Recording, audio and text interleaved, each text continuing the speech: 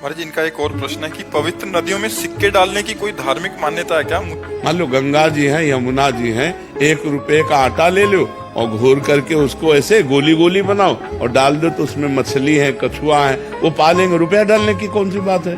अरे रुपया के किसी के वस्तु पदार्थ खरीद के दे दो, रुपया गंगा जी में यमुना जी में डालने की जरूरत है? कोई शास्त्र आज्ञा नहीं है, ये सब मनमानी आचरण है। जब डालते तो मैं मना करता हूँ कि भाई क्यों डाल रहे, तो वो बताते नहीं है, बोले तुम्हें क्या मतलब है, तुम डाल दे। हाँ, नहीं, आजकल लोग मनमानी करते हैं। हम कहते हैं गंगा जी, यमुना जी, इनमें जैसे आप है ना 1 रुपया, 2 रुपया, 4 रुपया का आटा ले लो और उसकी गोली गोली बना के डालो, तो छोटे छोटे जो जल जंतु होते हैं वो खाएंगे, प्रसन्न रहेंगे, उनका भरण पोषण होगा। रुपया डालने से किस काम में आएगा? हम तो देखा है केसी घाट में वो लड़के जो होते हैं ना, वो गोल गोल चुंबक, हाँ, रस्सी में 3-4 बाल के ऐसे डालते हैं यमुना जी में, और वो चिपक के निकल आते हैं, से दिन भर लगे रहते हैं जहाँ ज्यादा यात्रियों का आवागमन होता है। हमें लगता है ऐसा करे, 1-1 रुपया अगर तुम्हें दान करना है ना, तो तुम एकत्रित कर लो, एक गोलक बना लो, 1-1 रुपया। अब 100 रुपया है, 100 रुपया का हरा चारा लेकर गाय को डालो, या 100 रुपया किसी बीमार आदमी के काम में दे दो, या 100 रुपये का भोजन किसी को पवा दो। गली कूचे में बैठे हुए ऐसे लोग गरीब हैं जो हम पर दया करने के लिए बैठे, भोजन पवा दो। ऐसे रुपया फेंकने से क्या फायदा है? आर्या शरद श्रीवास्तव, जबलपुर से। महाराज जी, मैं एक विद्यार्थी हूँ। महाराज जी, मेरा प्रश्न है कि विद्यार्थी की असली परिभाषा क्या है? परीक्षा में अच्छे अंक प्राप्त करना या फिर समाज में एक अच्छा व्यक्ति बनना? दोनों बात।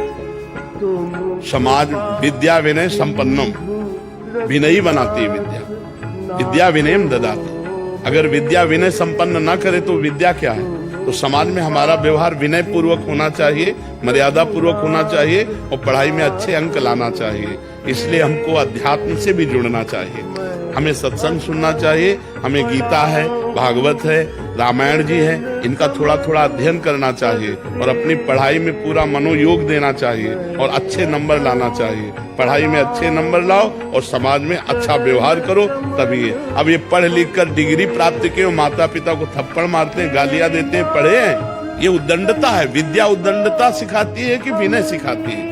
विद्या विनयम ददाति। पढ़े लिखे में नम्रता होती है, सम्यता होती है, विनम्र भाषा होती है उसकी। तो आज कहाँ विनम्रता है? पढ़े लिखे लोग अपने मम्मी पापा से ऐसा व्यवहार करते हैं जो होना ही नहीं चाहिए, बड़ा मृदु व्यवहार होना चाहिए। वयोवृद्ध मम्मी पापा, जो दादा दादी, इनसे व्यवहार विनम्र होना चाहिए। तो हमें लगता है कि पढ़ाई में भी अच्छे नंबर लाओ और समाज में भी अच्छा व्यवहार आपका होना चाहिए, तभी आपकी पढ़ाई सफल है, तभी आपका जीवन सफल है। इनका एक और प्रश्न है कि पवित्र नदियों में सिक्के डालने की कोई धार्मिक मान्यता है क्या? मान लो गंगा जी हैं, यमुना जी हैं, 1 रुपए का आटा ले लो और घोर करके उसको ऐसे गोली गोली बनाओ और डाल दो, तो उसमें मछली है, कछुआ है, वो पालेंगे। रुपया डालने की कौन सी बात है? अरे रुपया के किसी के वस्तु पदार्थ खरीद के दे दो, रुपया गंगा जी में यमुना जी में डालने की जरूरत है? कोई शास्त्र आज्ञा नहीं है, ये सब मनमानी आचरण है। जब डालते तो मैं मना करता हूँ कि भाई क्यों डाल रहे, तो वो बताते नहीं है, बोले तुम्हें क्या मतलब है, तुम डाल दे।